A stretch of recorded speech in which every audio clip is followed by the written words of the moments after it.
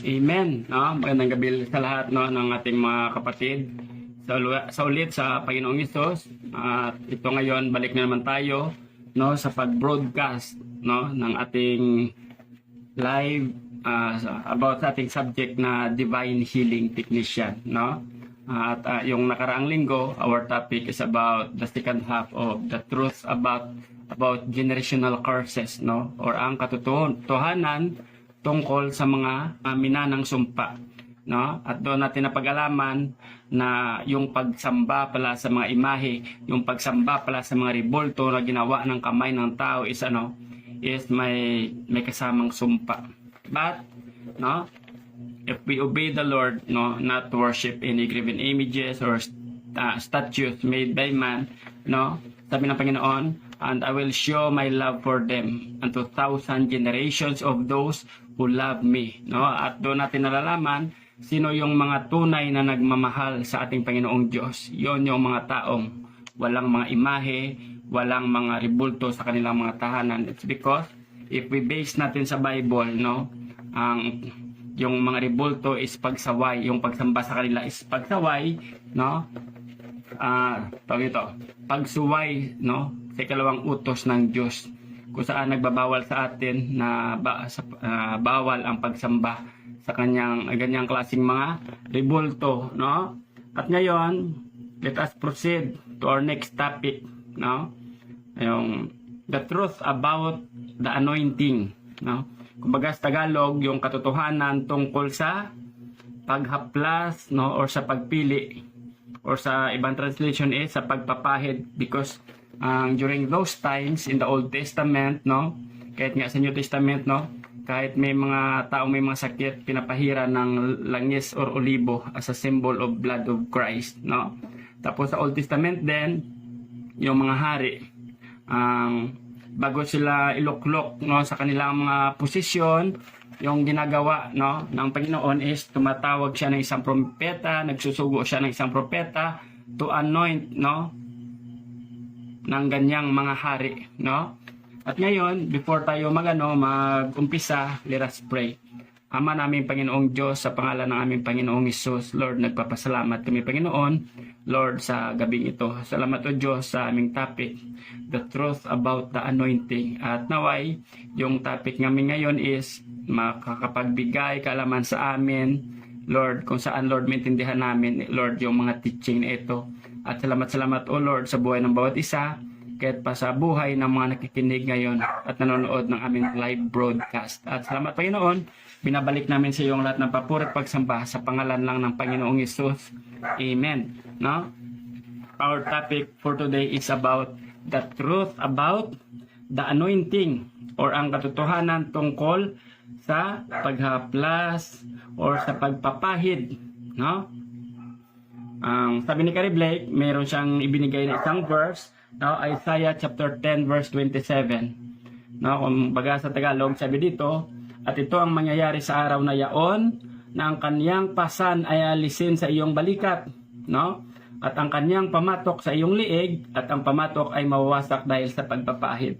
No, because during that time, yung mga Israelites was under the, no, kumbaga palagi silang inaalipin, no, palagi silang kinakalaban ng mga Syrians, no. Pero sabi ng propeta, no, ni Prophet Isaiah, na pinapasabi ng Panginoon, darating yung araw na iyon kung saan yung Panginoon mismo is may gagamitin, no, para yung ganyang mga pamatok, no, sa iyong liig, no, mawawasak, no, dahil sa kanyang piniling hinaplasan, the anointed one, no. Tapos ikinote din dito sa Isaiah chapter 11 verse 1 to 4, no, kumbaga the prophecy, no, about the wrath of Jesse, no. Verse 1, at lalabas ay isang tungkod mula sa tangkay ni Jesse, no, kumbaga si Jesse is ama ng Haring David, no. Kumbaga nagprophesy yung propeta, at lalabas ay isang tungkod mula sa tangkay ni Jesse, at isang sanga ay tutubo mula sa kaniyang mga ugat. At ang espiritu ng Panginoon ay isa sa kanya, ang espiritu ng karunungan at pangunawa, ang espiritu ng payo at kalakasan, ang espiritu ng kalaman at ng takot sa Panginoon, at gagawin siyang mabilis na pag-unawa sa pagkakatakot sa Panginoon at hindi siya hahatol ayon sa paningin ng kanyang mga mata, no? Nisasaway man ayon sa naririnig ng kanyang mga pakinig o kanang mga tainga, no? Ngunit hatulan niya ng katwiran ang dukha at sasaway na may katwiran para sa maamo sa lupa at sasaktan niya ang lupa ng pamalo ng kaniyang bibig, no? The word of God. At sa pamagitan ng hininga ng kanyang mga labi ay papatahin niya ang mga masasama. No, kumbaga, dito natin makikita sa verse na ito na the anointed one, no, na pinili ng Panginoong Diyos na Ama, is Jesus, no? Kumbaga, because during that time, yung Israelite was under the dominion, no, ng kanilang mga kalaban, at isa sa ito is yung mga Syrians, no, pero because during that time sa pagkakasala ng Israel is pinahintulutan sila ng Panginoong Diyos, no, na maalipin ng kanilang mga kaaway, specifically the Syrians. Pero kahit pa ganyan yung pagdidisiplina sa kanila, nagbigay pa rin ng kagandahang loob ng ating Panginoong Diyos, kung saan sabi dito mula daw sa from the root of Jesse, no, ay may sisipol na sanga natutubo mula sa kanyang mga ugat, no? At sabi dito, papatnubayan daw siya ng espiritu ng Panginoon, no, espiritu ng karunungan, ng pangunawa, no? At gagawin siyang mabilis na pag-unawa sa pagkatakot sa Panginoon at hindi siya hahatol ayon sa paningin ng kanyang mata, no? Kumbaga sabi din dito is hahatulan niya ng katwiran yung mga dukha, no? He will give justice to the poor, no? Tapos, isa rin sa mga ginamit ng Panginoong Diyos, no, na inanoint din, no, sa Old Testament is was Aaron, yung kapatid ni Moses at ni Miriam, no? Because yung topic natin ngayon is about the truth about the anointing is kumbaga nag-i-emphasize, no, sa mga tao na ginamit ng Panginoon, no, kung saan sa pamagitan ng paghaplas ng langis sa kanilang mga ulo, yon yung first step, no, for them, no, to receive their service, no, kung saan sa paghaplas sa kanila is gagamitin sila ng Panginoon, no. Even kay Aaron, Exodus chapter 28 verse 41, at iyong isusuot kay Aaron na iyong kapatid at sa kanyang mga anak at papahiran mo sila ng langis, no? Anoint them with oil, anoint him with oil, at itatalaga sila at pababanalin sila upang sila ay makapaglingkod sa akin sa katungkulan ng pagkasaserdote. So dito naman sa verse, no, sa Exodus chapter 28, dito naman natin mababasa, no, maunawaan, no, na before sila pahintulutang mag-serve sa Panginoong Diyos, no, as the Levites, no, yung first step is dapat is anoint them with oil, no, para maging sila worthy, no, sa pag-serve sa ating Panginoon. Tapos may binigay din dito si Carrie Blake na yung root word, no, ng ang anointed, no, or paghaplas, no, ay kinuha sa word na masyak, no. No, kumbaga yung masyak, no, sa Jewish eschatology, yung masyak is yun yung palaging ginagamit, no, because sa New Testament, the Messiah or masyak, is Jesus, pero sa Old Testament, yung maraming masyak na ginamit yung yung Panginoong Diyos, no, kumbaga anointed, no, so that yung mga Israelites is ma-deliver, no, sa kanilang mga tawag nito, sa kanilang mga kaaway, no, at sa kung sino man yung mga nag-aalipin sa kanila, no. Tapos sabi dito, yung masyak, isang primitive na salita or na ibig sabihin is kuskusin or pahiran ng langis, no, sa magitan ng implikasyon upang italaga, no, kumbaga before sila ipaintulutan ng Panginoon na mag-serve sa Diyos, no, sa Panginoong Diyos, dapat i-anoint muna sila ng ng oil, no. May supporting verse din dito, no, sa Exodus chapter 40 verse 9, at iyong kukunin ang langis na pangpahid at iyong papahiran ng langis ang tabernakulo at ang lahat na nandoon at iyong pagkakabanalin at ang lahat ng mga sisidlan niyaon ay magiging banal, no? Dito rin natin makikita, no, kahit pa sa mga gamit, no, sa templo, no, sa Old Testament, no, yung tabernacles is pinapahiran ng langis at ang lahat ng mga nandoon, no, para iyon ay magiging banal at lahat ng mga sisidlan na naroon is sa pamagitan ng pag-anoint ng oil, no, magiging banal. No, naalala ko yung yung topic ni Jennifer Ivas, no. No, minsan sa yung mga bagay na ginagamit natin na hindi natin alam yung history ng ganoong mga bagay, no. Sabi ni Jennifer Ivas, dapat daw pagbili natin ng ganyang mga bagay is i-pray natin ang anoint them with oil, no. O para yung mga bagay na iyon is kung ano mang yung mga masasamang espiritu, no, na sumama sa ganoong mga bagay is may tataboy sa pamagitan ng paghaplas ng oil or ng lana, no. Sa 1 Samuel chapter 16 verse 12 to 13, no, may saring hari, no, na inanoint din, no, hinaplasan din ng isang propeta, no, ng langis, no. Dito natin makikita sa 1 Samuel chapter 16 verse 12 to 13. At siya ay nagsugo at dinala siya ngay mapula-pula at may magandang mukha at magandang pagmasdan, at sinabi ng Panginoon, bumangon ka, pahiran mo siya ng langis sapagkat ito na siya, no. Remember nyo, before si David, no, inanoint ni Prophet Samuel to be the next king of Israel in replacement for Saul, kay Saul. Kumbaga, nung tinipo ni Jesse yung kanyang mga anak, no, sila ni Shemaiah, sila ni Eliab, no, wala doon yung haring pinili ng Panginoong Diyos. Tapos nung huli sinabi niya, no, ni Prophet Samuel, wala ka na ba ibang anak? No, sabi ni Jesse, meron pa nagpapastol ng mga tupa. At sabi ng Prophet Samuel, dalhin mo siya dito sa harap ko.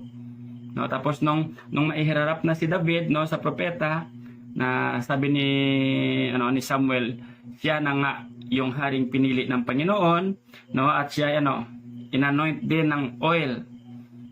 Nang magkagayoy, kinuha ni Samuel ang sisidlan ng langis at pinahiran siya ng langis sa gitna ng kanyang mga kapatid. At ang Espiritu ng Panginoon ay sumama kay David mula sa araw na iyon. Sa gayoy, tumindig si Samuel at naparoon sa Rama, no. Dito natin makikita, no, na yung mga taong pinapahiran ng langis, no, sinasamahan ng Espiritu ng Panginoon, no. Dito natin makikita na kahit si David, no, sa kanyang edad is the moment na inanoint siya na Prophet Samuel ng langis, yung Bible is naka-record sa Bible na mula noon sinamahan siya ng Espiritu ng Panginoon, no. Tapos meron din dito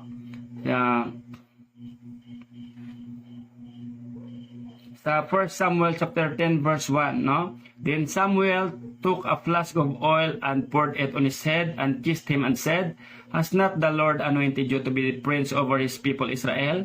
And you shall reign over the people of the Lord, and you will save them from the hand of their surrounding enemies, no.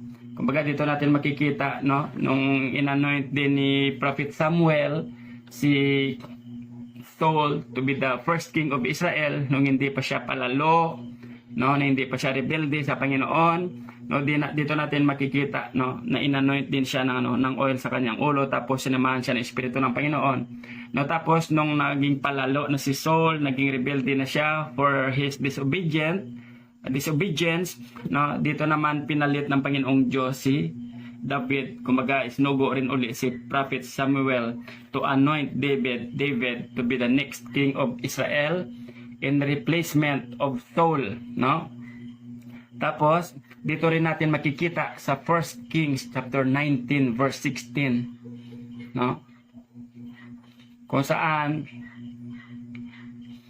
isinugo ng Panginoong Diyos, no, si Prophet Elisha, no, i-anoint din si Jehu to be the next king of Israel, no. 1 Kings chapter 19 verse 16, King James Version.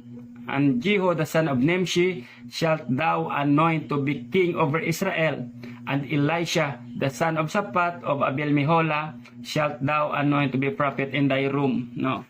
Kumbaga dito natin makikita, no, na si Jehu in-anoint din na to be the next king of Israel, at si Prophet Elisha in replacement of Prophet Elijah, because malapit na doong sa sitwasyon na yon, malapit nang i-rapture siya, no, si Prophet Elijah, no. Kumbaga yung mga taong pinahintulutan ng Panginoong Diyos na mag-serve sa kanya, no, para maging propeta, para maging judge sa Israel, is ina-anoint ng oil yung kanilang mga ulo, no. Tapos dito na natin makikita sa 2 Kings chapter 9 verse 5 to 6, no. Kumbaga si Gideon in-anoint din ng oil, no. And when he came, behold, the captains of the host were sitting, and he said, I have an errand to thee, O captain. And Jehu said, unto which of all us? And he said, to thee, O captain. And he rose and went into the house, and he poured the oil on his head, and said unto him, Thus saith the Lord God of Israel, I have anointed thee king over the people of the Lord, even over Israel. No, kumbaga, para ma-fulfill yan yung sinabi ng Panginoon sa pamagitan ni Prophet Elijah, na after kay Elisha, si Jehu is i-anoint din dapat to be the next king of Israel, no, in replacement of kay Joram, na anak ni King Ahab, no. Kumbaga pumunta ka sa nagmi-meeting doon si Jehu kasama ng kanyang mga kasama, no, tapos pumunta ka doon at buhusan mo, kumbaga yayain mo si Jehu sa isang silid at doon mo siya bubuhusan ng langis, no. At nung nakapasok na sa isang silid, sinabi ng propeta, nung batang propeta, na I have anointed you to be the next king, no, of Israel. I have anointed you king over the people of the Lord, even over Israel, no. Dito natin makikita na maraming mga tao sa Biblia, no, that before sila ginamit ng Panginoong Diyos is in-anoint muna sila ng mga oil, no. No, kahit sa mga may sakit, 'di ba sabi ni James, no, mayroon ba diyang may sa inyo may mga problema, magpanalangin siya. Yung mayroon ba diyan sa inyong may mga tawag nito? Masaya, magpuri sa Diyos. Tapos sinabi din ni Apostol Santiago, mayroon ba diyan sa inyo na may sakit, no? Magpatawag siya ng mga elders sa church, at yung may sakit is dapat i-anoint nyo ng oil, no? Tapos after nyo siya i-anoint ng oil, sabi ng Apostol Santiago, no, palalakasin sa ulit ng Panginoon, at kung may kasalanan siya is patatawarin siya, no. At naway sa topic natin ngayon, no, may natutunan tayo, no, before gagamitin ng Panginoong Diyos yung kanyang mga tinawag, no, dapat i-anoint daw muna sila ng oil, no. Hindi lang sa paggamit sa mga tao, kundi sa mga bagay, no, na nabili natin, no, ididikit natin kay Lord, i-anoint natin 'yon ng oil, at sa kapag pray sa kay Lord, no, bilang ebidensya na yung mga taong yon, yung mga bagay na iyon is nakadidikit kay Lord, no. 1 John chapter 2 verse 20. Ngunit mayroon kayong panid na banal at alam ninyo ang lahat ng bagay. Kumbaga sabi dito ni Apostol John, no, but you have the anointing of the Most High God, and you know all things, no. Paano natin nalalaman yung lahat ng bagay? Sa pamagitan ng banal na espiritu, no, na nasa sa atin, no. 1 John chapter 2 verse 27, datapwat ang pagpapahid na iyong tinanggap sa kanya ay nananatili sa inyo, no. At hindi ninyo kailangan na turuan kayo ng sinuman, kundi kung paanong ang pagpapahid na iyon ay nagtuturo sa inyo ng lahat ng mga bagay at katotohanan, at hindi kasinungalingan, at gaya ng itinuro nito sa inyo, kayo ay mananatili sa Kanya. No? Dito rin natin makikita, no? Sa verse na ito, na yung pagpapahid na ating tinanggap, no? Ang the anointing that we have received from God is nananatili sa atin, no? Kumbaga hindi yan umaalis, no? Tulad ng teaching ng iba na every time na makakommit ka ng kasalanan, yung anointing mo daw is nawawala. Tapos pag na-restore ka naman kay Lord, bumabalik, no? Ano yan? Teaching yan ng Old Testament, ng Old Covenant.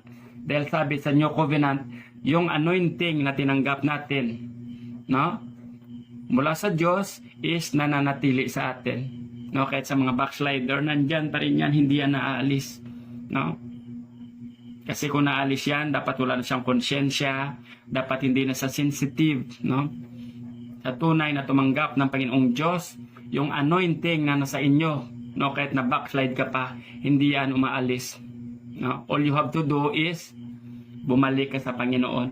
No? Kasi yung Panginoon na nasa iyo is hindi naman talaga umaalis. No? Amen. Naway may natutunan tayo sa ating topic ngayon, or the truth about the anointing. No? Kung saan sa topic natin, no? Yung mga taong ginagamit ng Panginoong Diyos is na-anoint muna sila ng oil, no?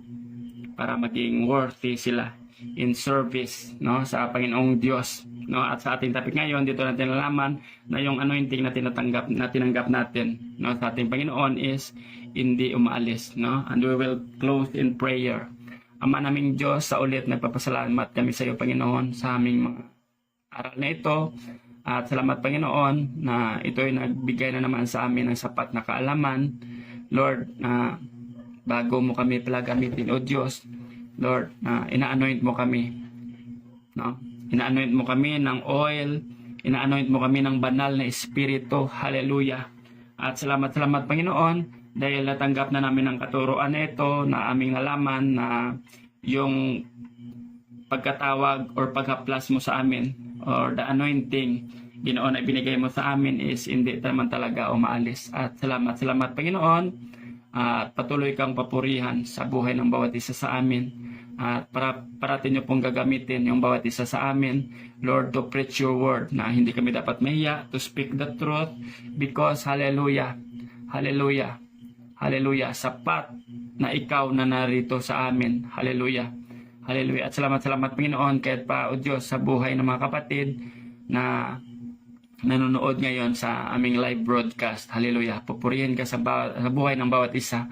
At ibinabalik lang namin sa iyong papurit pagsamba sa pangalan ng Ama, ng Anak, at ng Espiritu Santo, sa pangalan ng Panginoong Yesus. Amen. Magandang araw, magandang gabi sa lahat ng ating mga kapatiran. Hallelujah. To God be all the glory.